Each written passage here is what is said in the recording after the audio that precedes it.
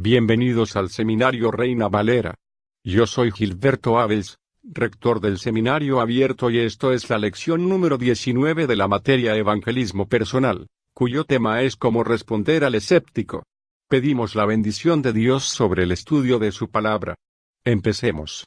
¿Cómo responder a los escépticos?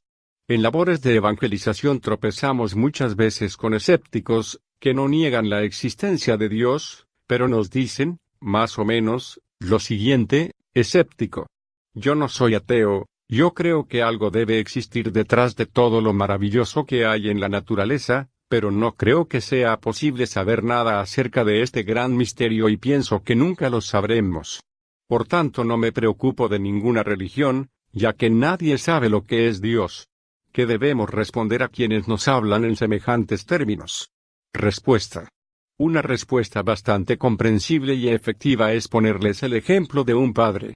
Jesús vino a hacernos la gran revelación de que el poder invisible que adivinamos detrás de las maravillas de la naturaleza puede y debe ser considerado como nuestro Padre Celestial, no solo porque Él ha dado vida a todo lo existente, sino porque sus sentimientos son los de un padre hacia sus criaturas, por más que nosotros no comprendamos su modo de actuar y muchas veces nos parezca un misterio.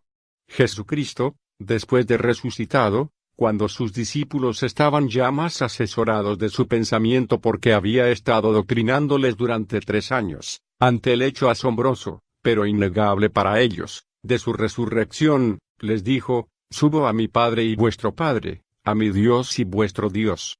Aun cuando ignoremos mucho acerca de Dios, tenemos deberes innegables con respecto a un ser a quien debemos, no solamente la vida, sino todos los bienes de que disfrutamos. Esto es lo que quería significar el apóstol Pablo en aquel texto en que dice: «Las cosas invisibles de Él, se echan de ver por las cosas que vemos y tocamos, y que los que no quieren reconocerlo son inexcusables».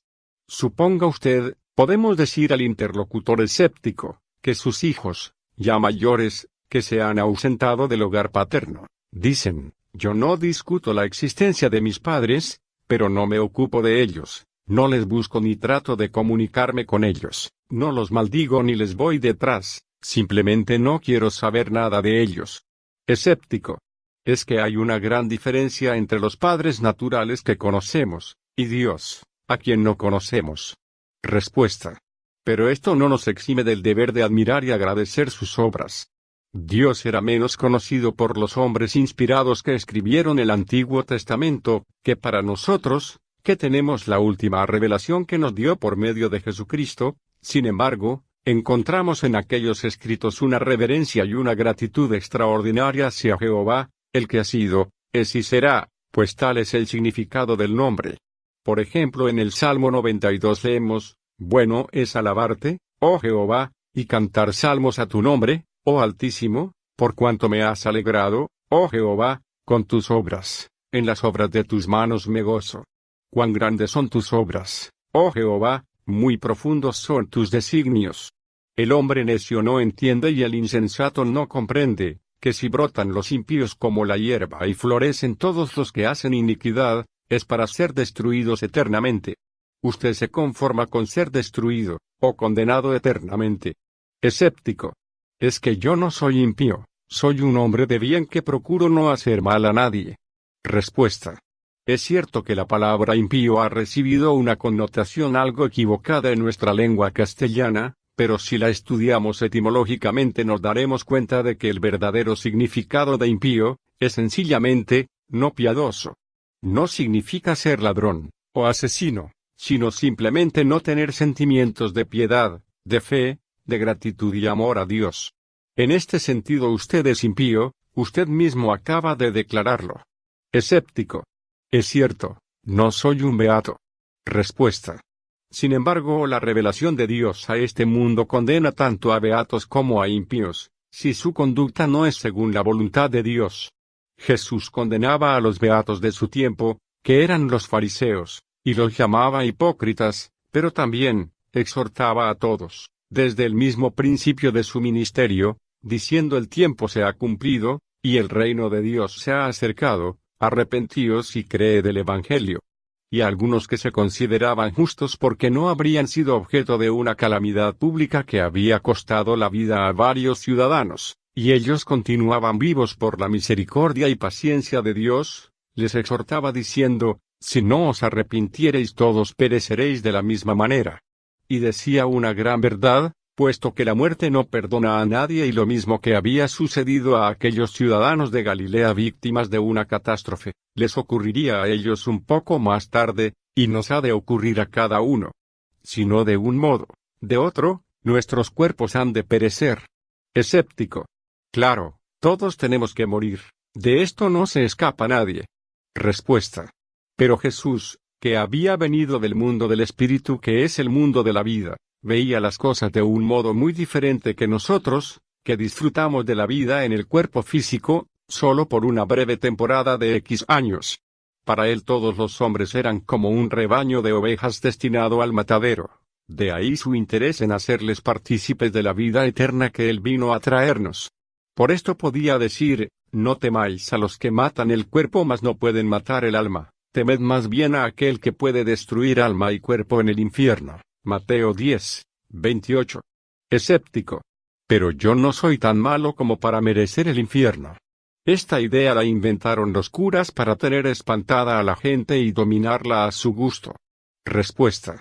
No, amigo mío, esto no lo inventaron las autoridades de la Iglesia Católica, sino que son palabras que se encuentran en los más antiguos documentos de la fe cristiana, es decir, en los Evangelios, y aun cuando hay diferencias de opinión acerca de lo que realmente significa la condenación, que por supuesto no será igual para todos los hombres, según descubrimos en Mateo 11, 20 y Lucas 12, 47 y 48, y hay quienes opinan que será separación de Dios en tinieblas, otros sufrimiento, y otros extinción del alma. No quiera usted arriesgarse a conocer experimentalmente lo que será, puesto que este es el gran peligro del cual Jesucristo vino a advertirnos muy seriamente, y él mismo declaró que vino a padecer en la cruz del Calvario y resucitar, para poder librarnos de ello. De tal gravedad lo consideraba, y él conocía muy bien las cosas del más allá. Escéptico. Pero yo le repito que no creo que Dios vaya a castigar en la otra vida sino a personas muy culpables, pero no a individuos honrados como usted o yo. Respuesta.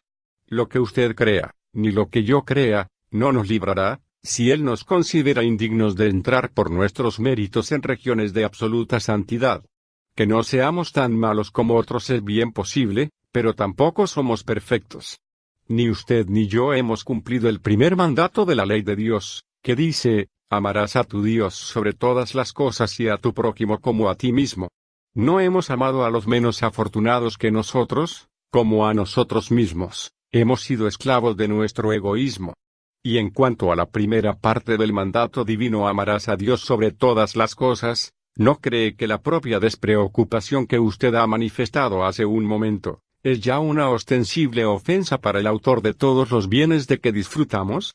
El apóstol Pablo, refiriéndose a los paganos de tiempos pasados, dice, y como ellos no tuvieron a bien el reconocer a Dios, Dios les entregó a una mente reprobada para hacer cosas impropias, Romanos 1, 28, luego cita una lista larga de cosas malas que los hombres han hecho, y aunque muchas de las tales cosas no pueden ser atribuidas ni a usted ni a mí, dice el mismo apóstol, no hay justo ni aun uno, no hay quien entienda, no hay quien busque a Dios, Romanos 3, 10.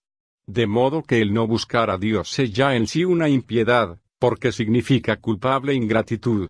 Y hablando el mismo apóstol a los sabios de Grecia, en su Areópago de Atenas, después de explicarles que Dios es el Espíritu infinito que da a todos vida y aliento y todas las cosas, añade que lo ha hecho para que los hombres busquen a Dios, si tal vez palpando pueden hallarle, aunque ciertamente no está lejos de cada uno de nosotros, Hechos 17, 27, y en Amós 5 2.4 leemos, así dice Jehová, buscadme y viviréis.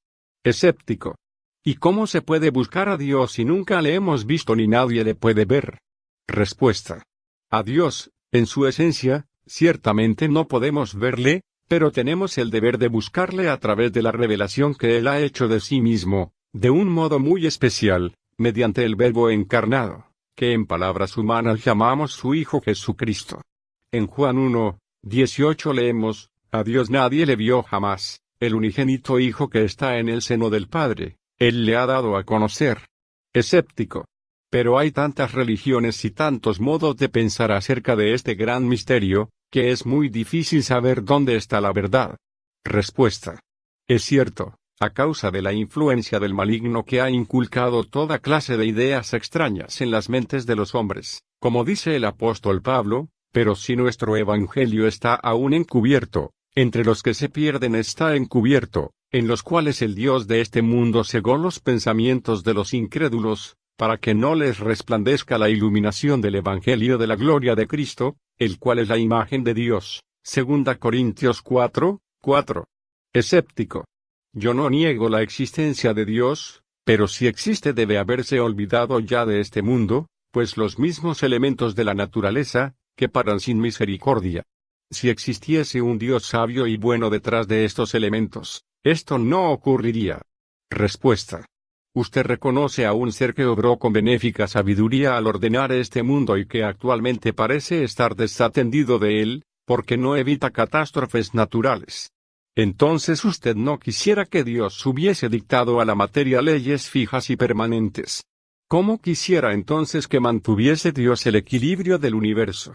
Todos sentimos que es un gran beneficio para los seres vivos la existencia del agua, precioso elemento que no se encuentra en los planetas vecinos a la Tierra, pero en ciertas circunstancias, un exceso de lluvia puede causar inundaciones.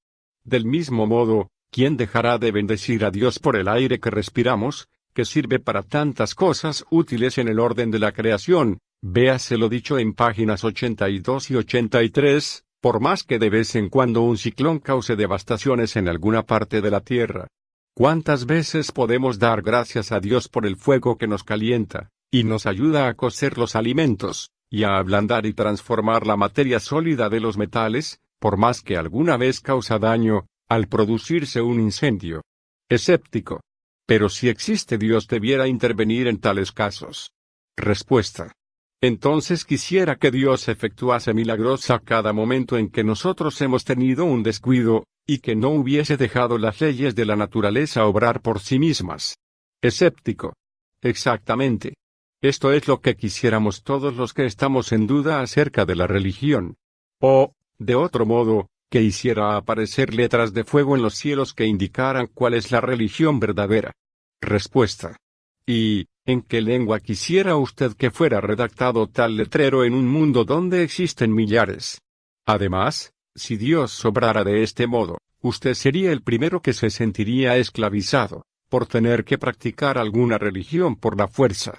¿No comprende que de semejante modo no sería factible la prueba del amor, la fe y la gratitud, que Dios quiere despertar y mantener en los corazones de un número de hombres y mujeres por los siglos de los siglos?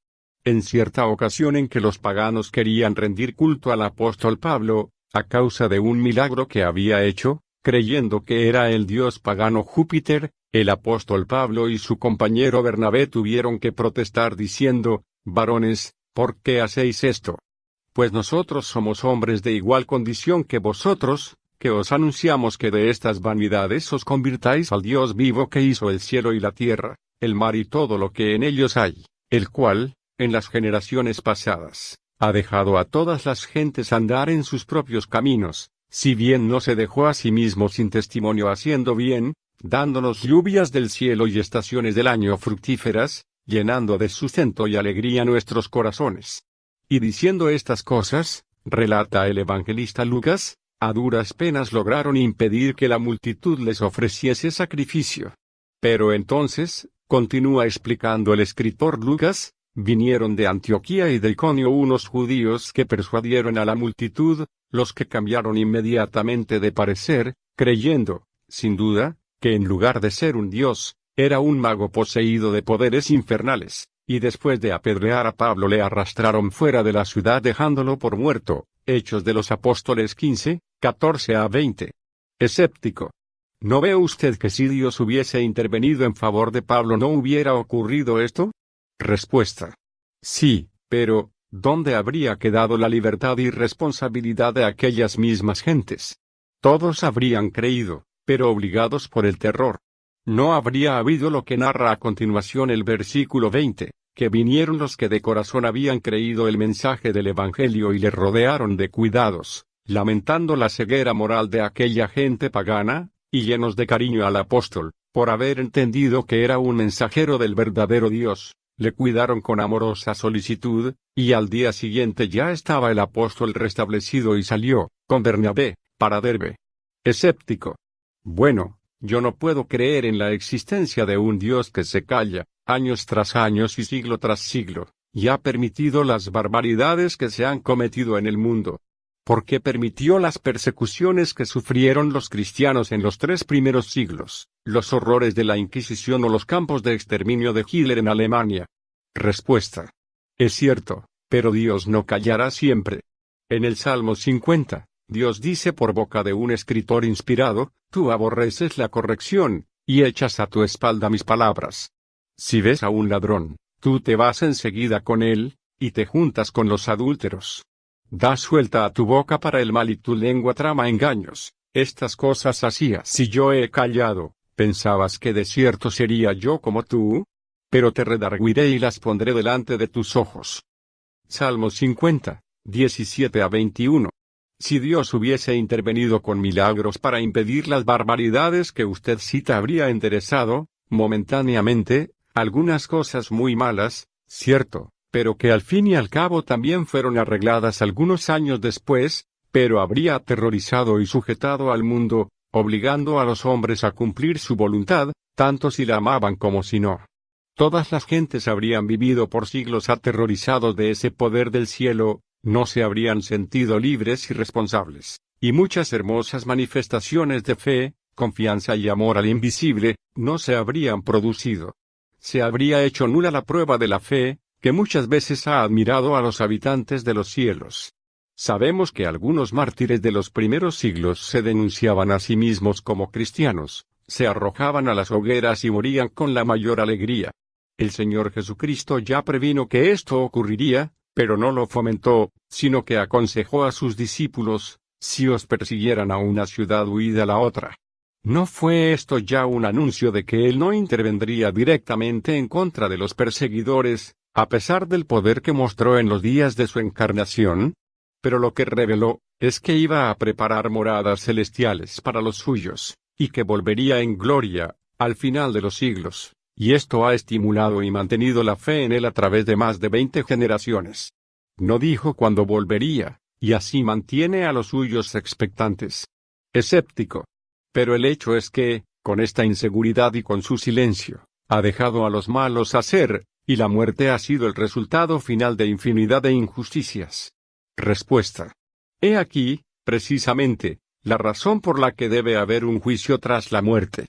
Si nosotros tenemos un sentimiento de justicia en nuestras conciencias y nos indignamos por las iniquidades que han tenido lugar en el mundo, el que nos ha dado estos sentimientos debe ser mucho más justo que nosotros. El autor del Salmo 139 dice, el que hizo el oído, ¿no oirá? El que hizo el ojo, ¿no verá? ¿No entenderá el que dio al hombre la ciencia? Ni nuestro ojo, tan perfecto como una delicadísima cámara fotográfica, ni nuestro sentido moral, puede haberse formado por mera casualidad, es irracional pensarlo. Por otra parte, Él debe ver las cosas de un modo muy diferente de como las vemos nosotros, porque está al otro lado de la muerte, y para Él la muerte no es lo que para nosotros, una desgracia irreparable y una separación definitiva, sino una reunión y muchas bienvenidas. Recuerde lo que decía el apóstol Pablo cuando estaba preso y pronto a ser juzgado por Nerón, porque para mí el vivir es Cristo y el morir es ganancia, mas si el vivir en la carne resulta para mí en beneficio de la obra, no sé entonces qué escoger. Porque de ambos lados me siento apremiado, teniendo deseos de partir y estar con Cristo, lo cual es muchísimo mejor. Filipenses 1:2.21-23. Escéptico. ¿Y qué ocurrió? Lo mataron, ¿verdad? Respuesta. No, en aquella ocasión las oraciones de los cristianos de Filipos fueron atendidas y Pablo obtuvo la libertad de la vida de parte del loco emperador romano, pero solo por un poco de tiempo. Todos conocemos cómo, tras el incendio de Roma, La falsa acusación de incendiarios contra los cristianos trajo la segunda prisión de Pablo y su ejecución. Aparentemente, lo peor, para los que de nuevo estarían orando por su liberación, pero para él mismo y los que le habían precedido en el viaje a la eternidad, una decisión del tirano muchísimo mejor, como escribía Pablo, la mejor de todas. Escéptico. ¿De dónde habría sacado el apóstol Pablo tan temeraria seguridad? Respuesta. Bueno, tenía varios motivos. En primer lugar, las afirmaciones que Jesucristo mismo hizo de palabra a sus inmediatos discípulos, las cuales quedaron plasmadas en varios lugares de los evangelios. Posiblemente, el apóstol Pablo había recibido testimonio de Pedro, de Juan y de los demás apóstoles que habían escuchado de boca del Señor Jesucristo las palabras que tenemos en Juan 14:2.1, no se turbe vuestro corazón, creéis en Dios, creed también en mí, en la casa de mi Padre hay muchas mansiones, si no ya os lo hubiera dicho, voy, pues, a preparar lugar para vosotros. Y también aquellas otras que se encuentran en dos diferentes evangelios y que son una clarísima advertencia, que ningún hombre se habría atrevido a hacer, aparte de Jesucristo, no temáis a los que matan el cuerpo y después ya nada pueden hacer, pero os mostraré a quién debéis temer, temed a aquel que después de haber quitado la vida tiene autoridad para echaros al infierno. Si os digo, a este temed, Lucas 12:2.4.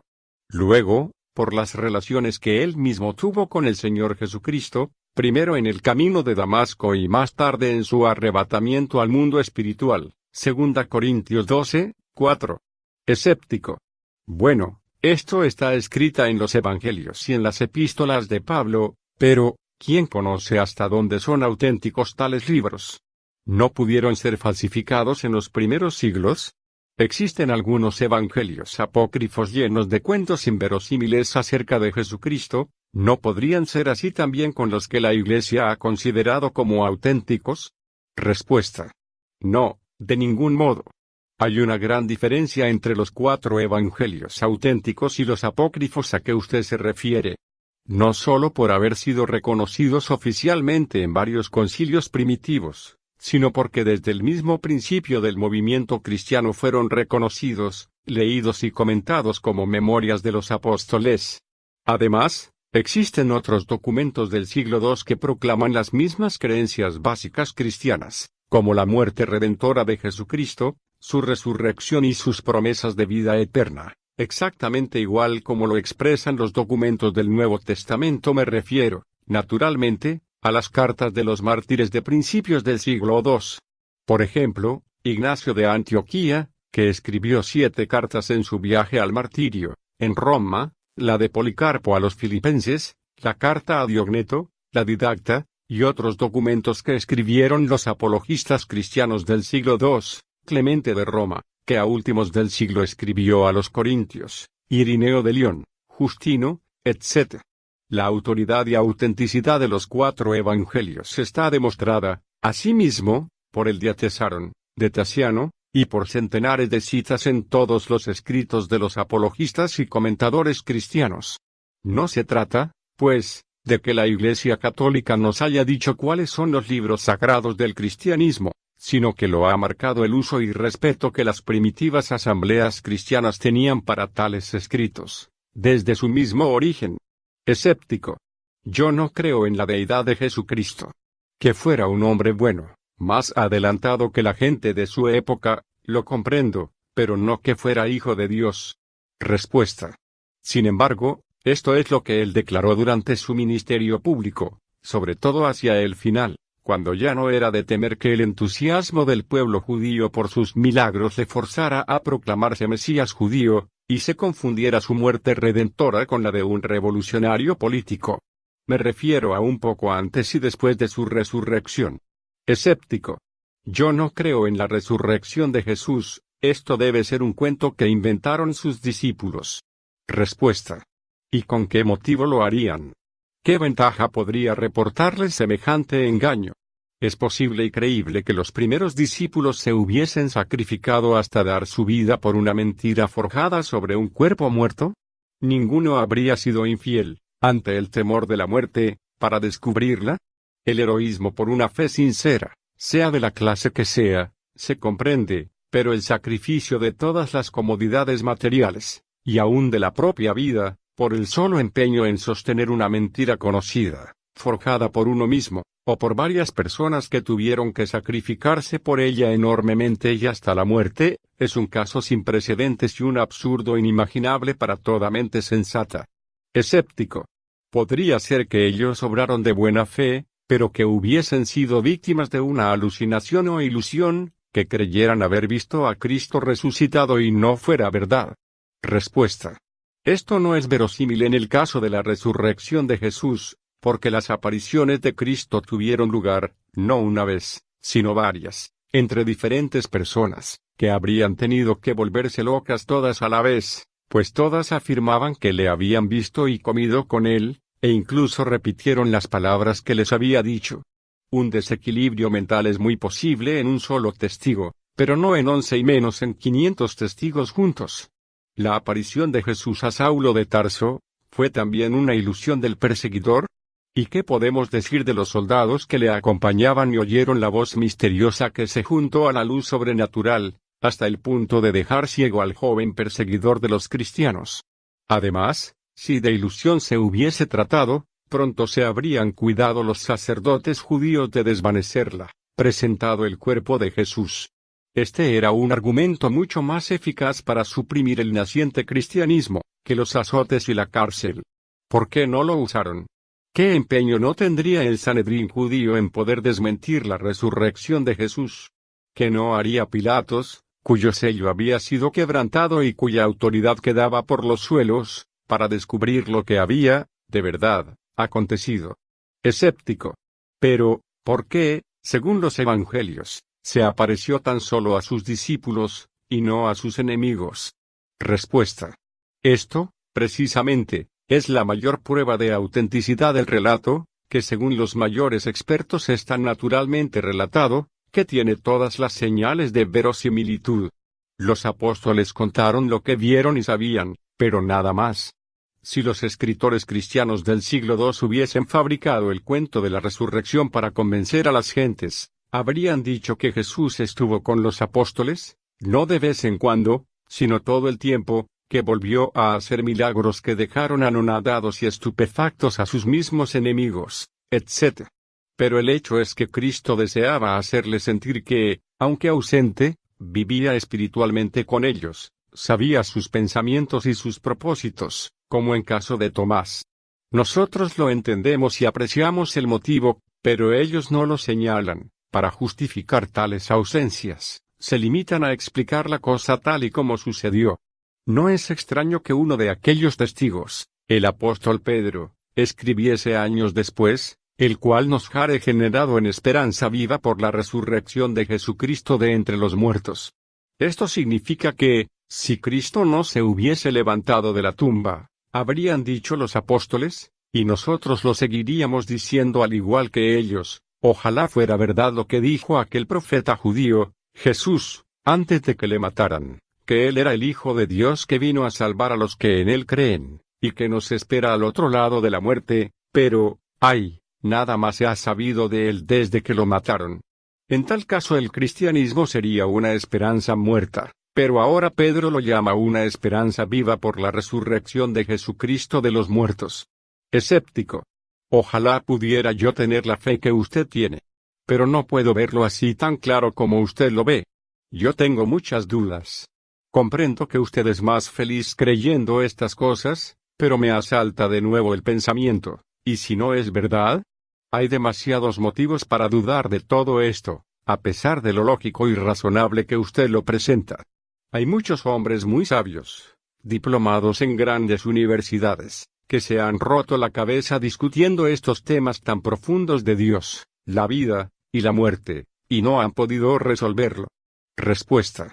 Pero hay también muchos hombres no menos sabios, diplomados de grandes universidades, especialistas en estos temas, que creen. El creer, o no creer, no depende tanto del nivel intelectual como de la voluntad de cada uno. Escéptico. Pero es que yo quisiera creer y no puedo. Sé que sería mucho más feliz si creyera como usted. No temería tanto la muerte como la temo, si supiera que hay Dios y otra vida, Pero leo la historia de la humanidad, y veo que todo ha terminado y termina con la muerte, y temo que así sea también conmigo. Respuesta. ¿Por qué no hace usted la oración del escéptico?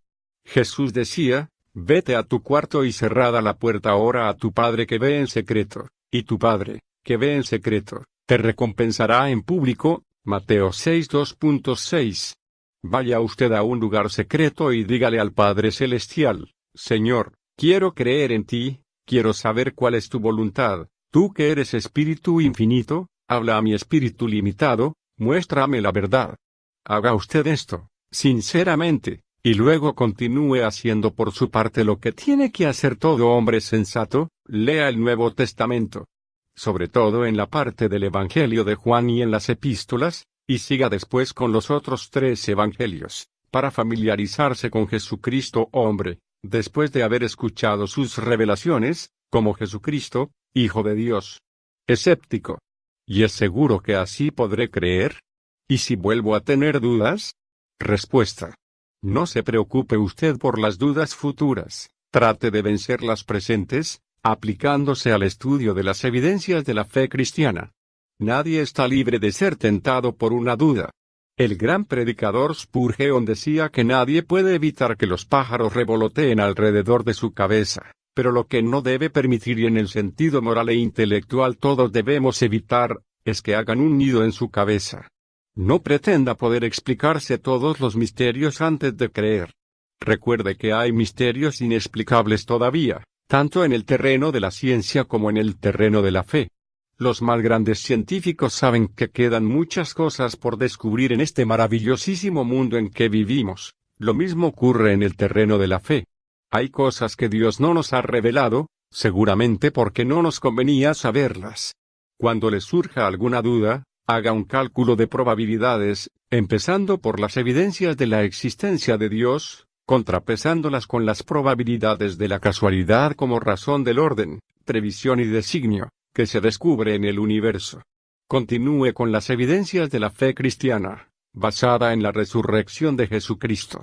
Trate de explicarse el cristianismo sin Cristo, y verá hacia dónde se inclina al fin la balanza en la computadora de su mente. Quedarán todavía grandes misterios, como el que suelen presentar los niños y también los más grandes sabios, acerca del origen de Dios, la Trinidad y la persona de Jesucristo.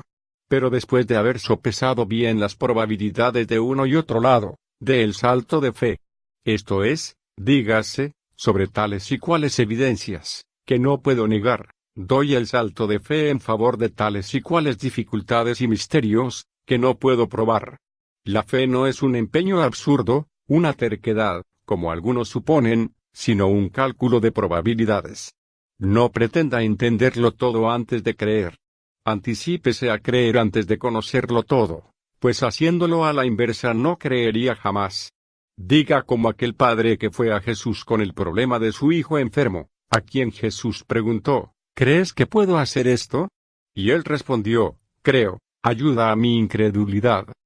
Marcos 9:24. Gracias por estar con nosotros en el estudio de este tema tan interesante. El privilegio ha sido nuestro apoyarle en su ministerio. Estamos agradecidos por sus oraciones. Favor de recordarnos con sus ofrendas de amor que hacen posible este ministerio educativo que fortalece a la Iglesia hispanoparlante en todo el mundo. Dios le bendiga.